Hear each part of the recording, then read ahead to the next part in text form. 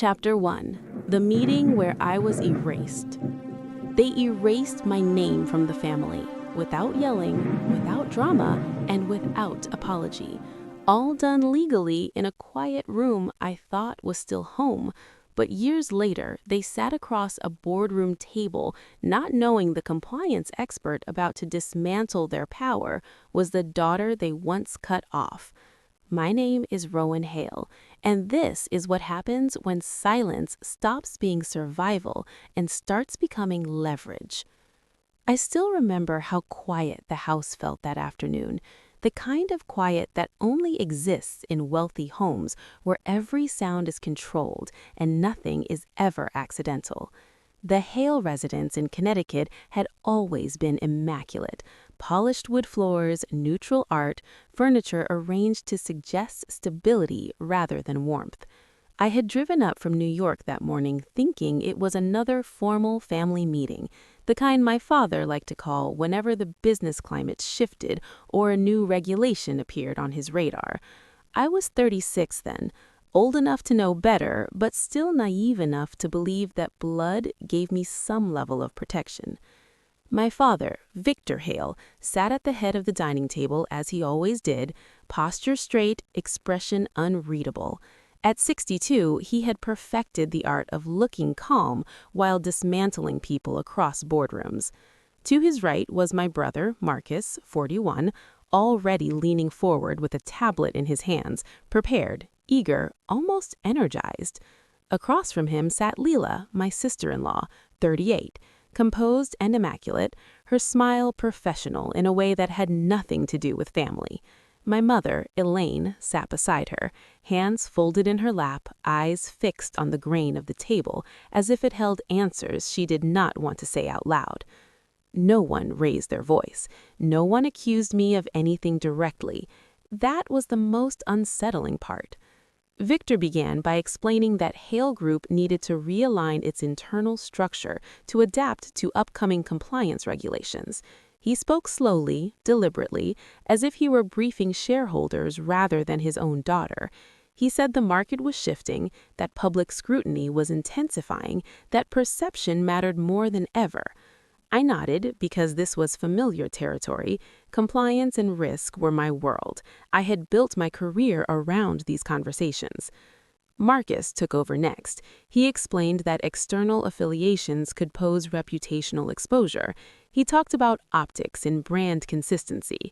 At one point, he glanced at me, not with anger, but with something colder, calculation. He implied that my work as an independent compliance consultant in New York created ambiguity, that my independence made me difficult to control. He did not say the word liability directly, but it hovered in the room like a verdict already decided. Leela followed smoothly. She reframed everything in softer language, the way someone trained in public relations always does. She spoke about temporary distance, about strategic separation, about protecting the family image while navigating uncertain terrain. She said my role could be reconsidered later once things stabilized. Her tone suggested empathy, but her words stripped me of relevance one sentence at a time. I waited for my mother to speak. She never did. Elaine avoided my eyes, shifting slightly in her chair as if any sudden movement might draw attention to her silence. In that moment, I understood something I had refused to accept for years. Silence can be a decision. Sometimes it is the loudest one in the room. Victor cleared his throat and brought the meeting to its conclusion. He said that effective immediately, I would be removed from all advisory roles within Hale Group. My access to internal documents would be revoked. My name would be temporarily removed from family trusts until further notice. He framed it as protection for the company, for the family, for me. He said it was not personal. I did not interrupt him. I did not argue. I did not ask what temporary meant. Instead, I watched his hand slide a folder across the table toward me. The paper inside was thick, official, legal language, precise and unforgiving. I flipped through it slowly, my pulse steady, my mind oddly clear. That was when I noticed the date on the attorney's signature. It was from 2 weeks earlier. The decision had already been made. This meeting was not a discussion. It was a formality. Something in my chest tightened, not in panic, but in recognition. This was strategy, not emotion. They had not reacted to me. They had planned around me. I looked up then, meeting my father's eyes for the first time since the meeting began. He did not flinch. Marcus avoided my gaze. Leela maintained her composed expression. My mother's hands were trembling, just slightly. I realized in that moment that I was no longer a daughter or a sister in this room. I was a variable they had decided to eliminate. I stood up quietly. I told them I understood. I thanked them for their transparency. The words felt strange in my mouth, but they came easily. Years of corporate training had prepared me for this kind of exit. No one tried to stop me. I walked out of the dining room, past the framed photographs of family milestones, past the staircase where I had once practiced piano as a child, past the front door that had always symbolized home.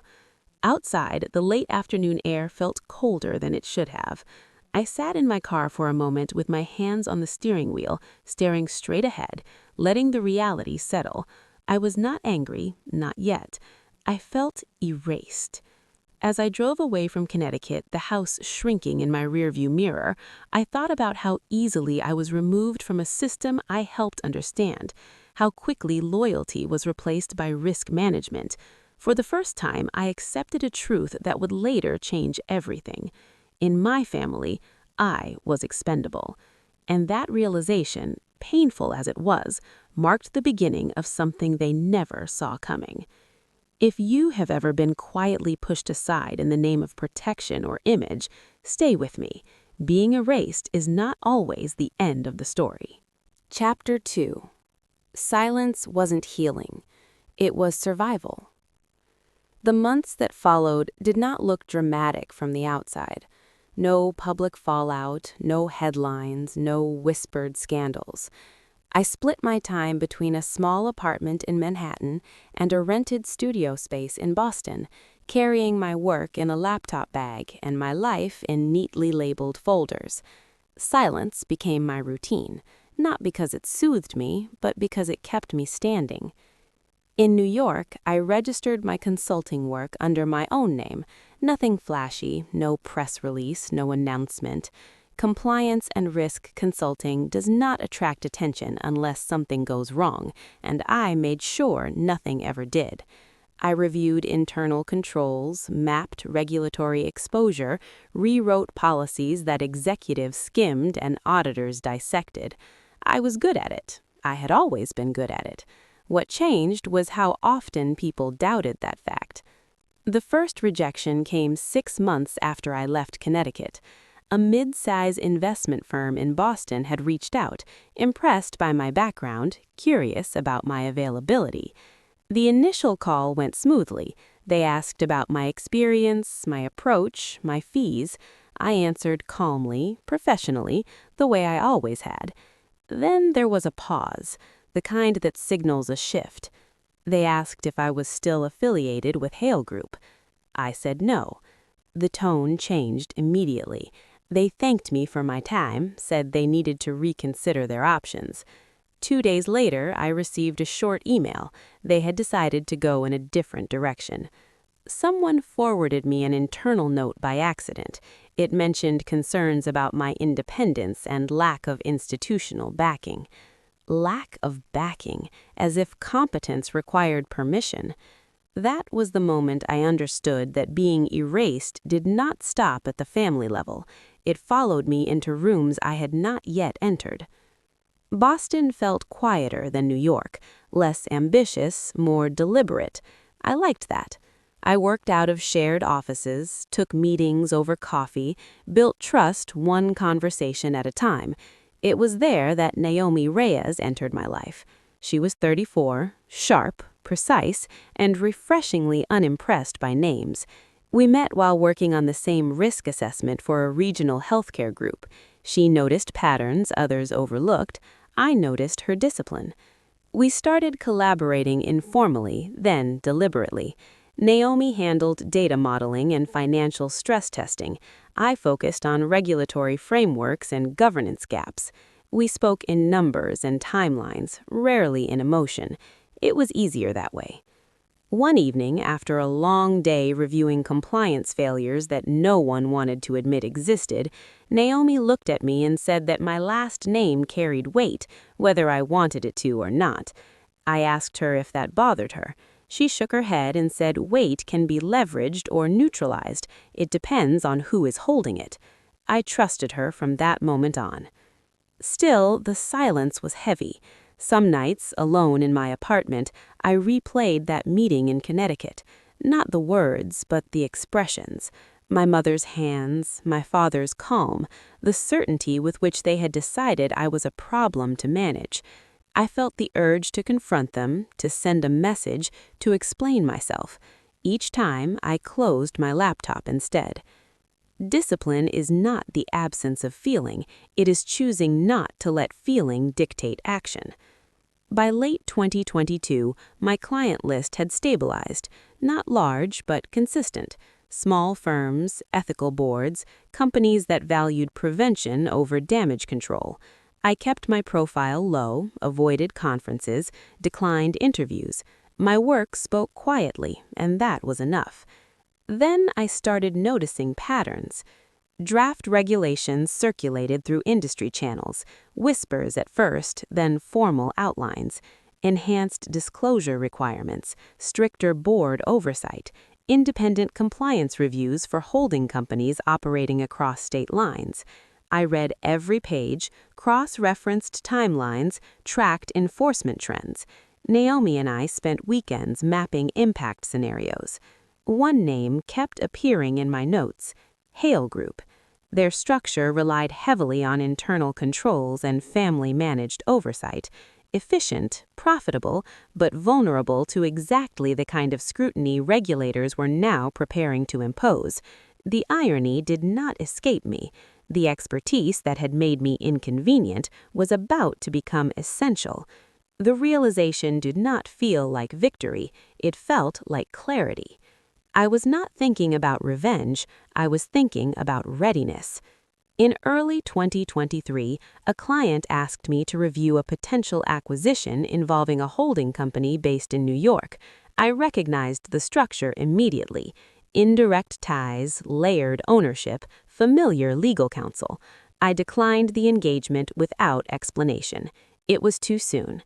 Naomi raised an eyebrow but did not push. She knew when to wait.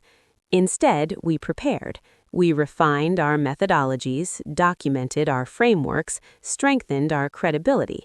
We ran simulations, built case studies, anticipated objections. I stopped thinking of myself as someone recovering from loss. I started thinking like someone positioning for inevitability. The silence began to change shape. It was no longer a shield. It was a foundation. I did not reach out to my family. I did not monitor their press releases. I did not ask mutual contacts for updates. Whatever they were doing, it would intersect with my work soon enough. The regulations made that certain.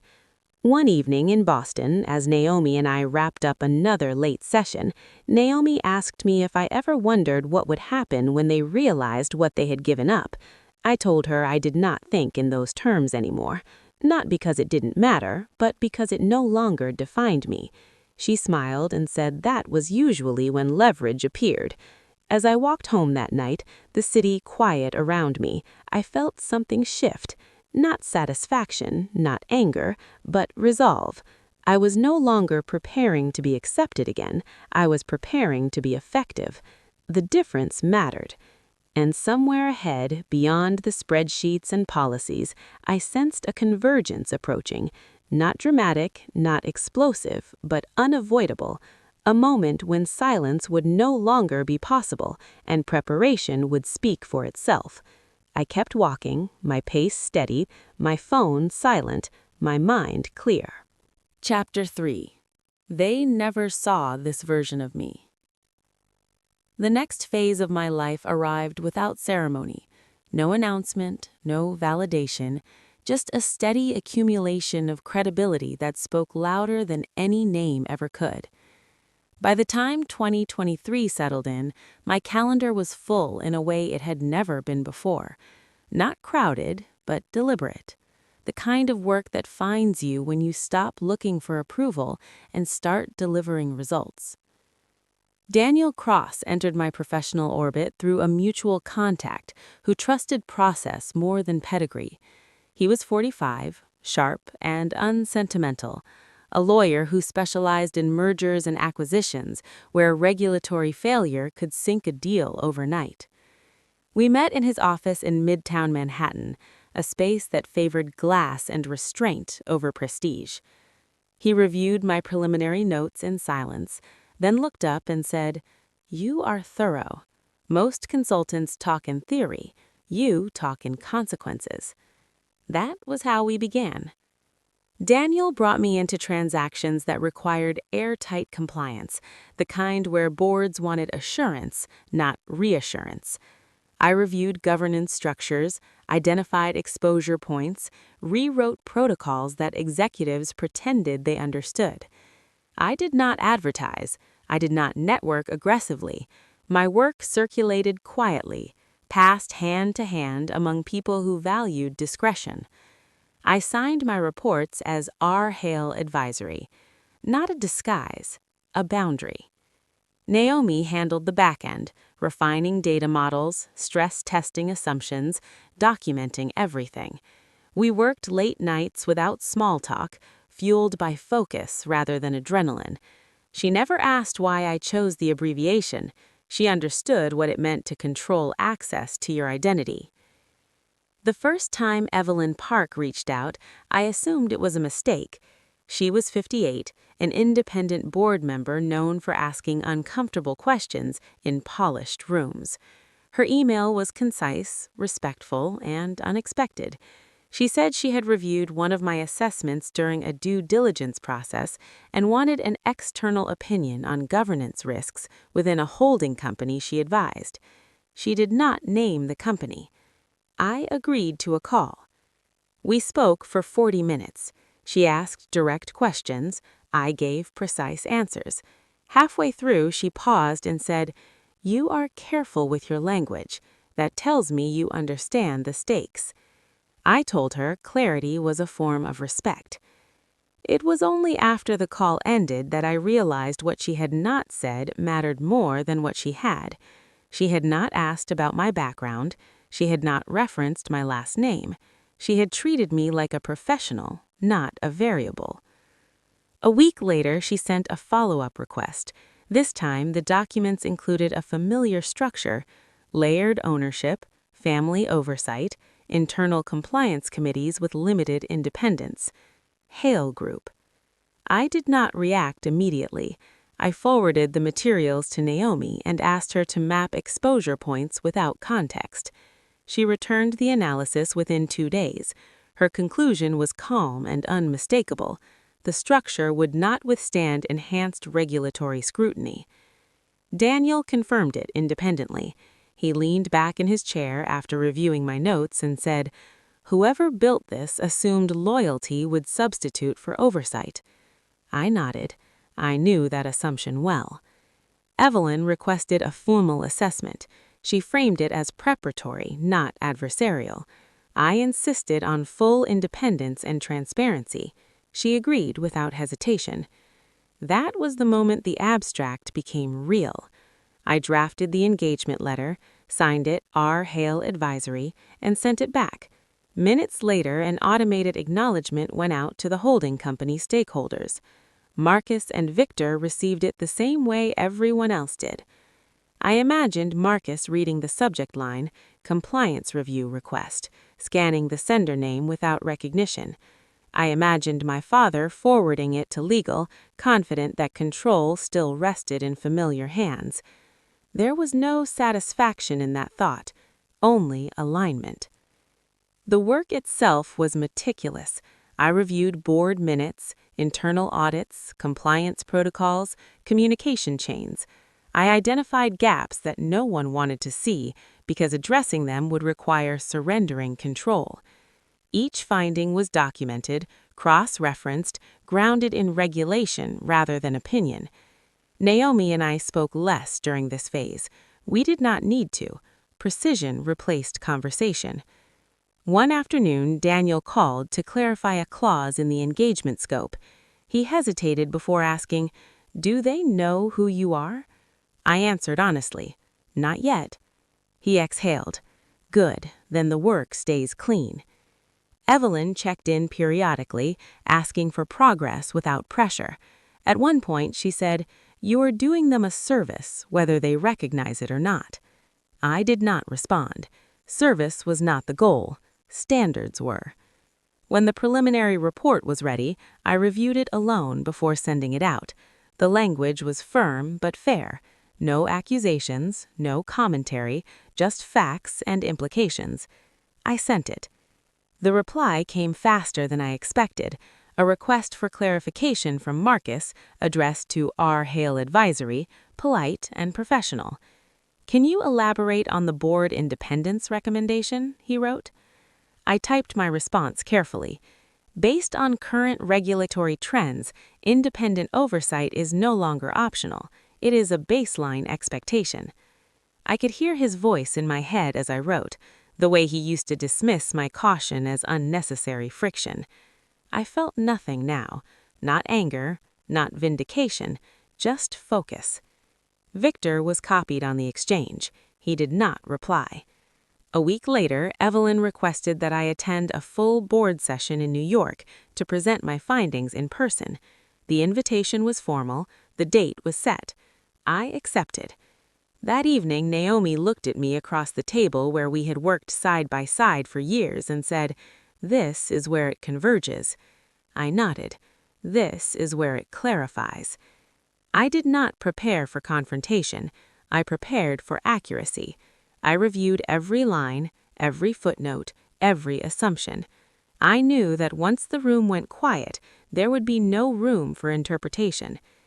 As I shut down my laptop that night, I thought about the version of myself who had walked out of that house in Connecticut years earlier, the one who believed silence was weakness, the one who thought being erased meant being diminished.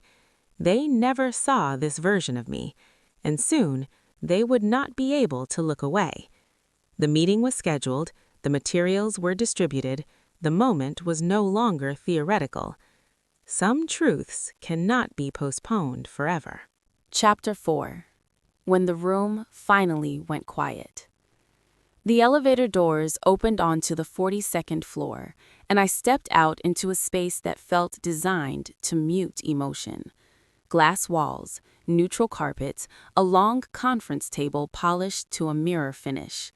New York in 2024 had a way of turning moments into transactions, and this one was no exception. I checked in with the assistant at the reception desk.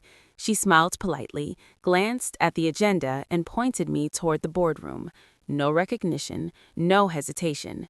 I was just another consultant walking into another meeting. Inside, the board was already seated. Victor sat near the center of the table, shoulders squared, posture confident, his attention divided between a printed agenda and his phone. At 62, he still carried himself like a man who believed control was permanent. Marcus sat 2 seats away, tapping at his tablet, jaw tight, eyes alert. Elaine sat beside him, composed but rigid, hands folded as they had been years ago in Connecticut. Evelyn Park was across the table, observing quietly. Thomas Whitman sat at the far end, a stack of binders aligned perfectly in front of him. No one looked up as I took my seat. Evelyn cleared her throat and opened the session with practiced ease. She thanked everyone for attending, emphasized the importance of the review, and introduced Thomas Whitman as the external auditor leading the assessment. Thomas stood, adjusted his glasses, and began. His voice was calm, measured, and impossible to interrupt. He outlined the scope of the audit, the regulatory landscape, and the methodology used. Then he moved into findings. The room shifted almost immediately. He identified 3 core issues: concentration of decision-making without independent oversight, inconsistent documentation of compliance exceptions approved internally, and governance gaps created by informal family approvals that bypassed documented process. Marcus leaned forward. "Are you suggesting impropriety?" he asked. Thomas did not look at him. "I am stating exposure," he replied. "Intent is not my role." Victor raised a hand, the gesture subtle but authoritative. "We have always operated within legal boundaries," he said. "Our internal controls are robust." Thomas nodded once. "They are familiar, not independent," he said. "Regulators no longer accept that distinction." Elaine shifted in her seat. For the first time, I saw uncertainty break through her composure. Thomas continued, referencing specific instances where compliance sign-offs had been consolidated under executive discretion. The examples were precise: dates, committees, approvals. Marcus frowned. "Those were operational decisions," he said, "time-sensitive. That is the pattern, and patterns attract scrutiny." The room grew quieter. When Thomas concluded, Evelyn thanked him and turned toward me. "I would like to invite our external compliance consultant to speak," she said. "Rowan Hale of R. Hale Advisory." The silence that followed was immediate and complete. Victor looked up first. His eyes narrowed slightly, as if recalibrating. Marcus froze. Elaine inhaled sharply, her hand tightening around the edge of the table. I stood. For a brief moment, no one spoke. Marcus broke the silence. "This is inappropriate," he said. "This is a conflict." I met his gaze calmly. I was retained independently. My engagement was disclosed and approved. Victor leaned back in his chair, studying me with a look I had not seen before. Not anger, not disappointment, assessment. "You should have disclosed your identity," he said. "I did. I disclosed my qualifications and my role. Nothing more was required." Elaine intervened smoothly. "The board approved the engagement based on expertise, not lineage." Elaine finally spoke. "Rowan," she said softly. I did not respond. I turned back to the board and continued. "My role here is not to assign blame," I said. "It is to confirm risk and outline corrective action." I walked through my findings methodically. The language was clinical, the conclusions unavoidable. I referenced regulations scheduled for enforcement within the year, cited precedents, outlined potential consequences. Victor interrupted once. "You are overestimating regulatory appetite," he said. I met his eyes. "With respect," I said, "enforcement does not require appetite. It requires mandate." Marcus slammed his hand lightly against the table. "This is personal," he said. "It is procedural," I replied.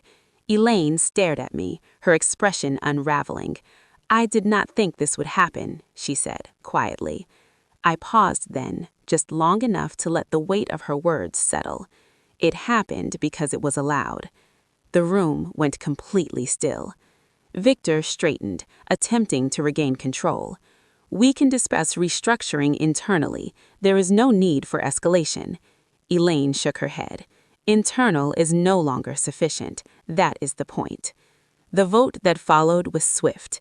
Independent oversight would be implemented, governance would be restructured, executive discretion would be limited. Control shifted without drama. When the meeting adjourned, people stood slowly, gathering papers, avoiding eye contact. Victor remained seated. Marcus stared at the table. Elaine did not move. As I gathered my materials, Victor spoke again. "You did not need to do this," he said. I looked at him then, really looked. I did. This is what the work required. Elaine stood abruptly. "Rowan, please," she said. I met her eyes. "This was not about reconciliation," I said. "It was about responsibility." I left the room without waiting for a response. Outside, the city moved as it always did, indifferent, relentless. I walked toward the elevators, my steps steady, my expression unchanged. The truth had finally spoken, and it had not needed permission. Chapter 5. I didn't come back for revenge. I came back whole. The months after the meeting unfolded without spectacle. There were no dramatic resignations, no public scandals, no family statements released to the press. Hale Group did exactly what institutions do when control is challenged by process. It adapted, slowly, reluctantly, thoroughly. By early 2025, the restructuring was complete. Independent oversight committees replaced informal approvals. External compliance reviews became mandatory. Executive discretion narrowed into documented authority. Power did not disappear, but it changed shape. It no longer belonged to one family. It belonged to the system. I watched from a distance. My role concluded the moment the transition stabilized. I delivered my final report, closed the engagement, and returned to my work without lingering. No victory lap, no explanation. I had learned that outcomes speak more clearly when no one insists on narrating them. Life settled into a quieter rhythm. My practice expanded organically. Boards sought me out not because of my name, but because of what I had already done. Naomi continued to work beside me, our collaboration now seamless, grounded in trust rather than urgency. Daniel sent the occasional referral, always brief, always precise. Then my phone rang one evening I did not expect. The number was familiar. I let it ring once, twice. Then I answered. Victor did not waste time. "I would like to meet," he said, "just you and me." There was no command in his voice, no assumption. We met in a private conference room downtown, not the family home, not the office tower that once symbolized permanence. Neutral ground. That choice mattered. He looked older, not weakened, but altered. The kind of change that follows loss of certainty rather than loss of status. "I was wrong," he said after a long pause. "We misjudged you." I did not respond immediately. Silence had taught me to listen beyond words. "We could use your guidance, not as a consultant, as family, as part of the group again." There it was, the invitation framed as restoration. For a moment, memory rose up unexpectedly. The house in Connecticut, the piano bench, the photographs on the wall. A version of myself who believed belonging was something granted. I felt the weight of that past press gently against the present. Then it passed. "I am not the person you removed anymore," I said, "and Hale Group is not the place I left." He nodded slowly, as if he already knew that answer. "This is not about resentment. It is about alignment. I do not need to return to be whole." Victor studied me, searching for something that was no longer there. Approval, forgiveness, control. "I wanted to fix it," he said. "You did, in your way." We ended the meeting without conflict, without resolution in the way he might have hoped, but with clarity. As I walked back onto the street, the city moving around me, I realized something that surprised me. I felt light, not relieved, not triumphant, simply free. Being erased had forced me to confront who I was without access, without protection, without legacy. It had stripped me down to skill and principle and patience, and in that space I had built something that did not depend on anyone else recognizing it. That was the real return. I did not come back to prove them wrong.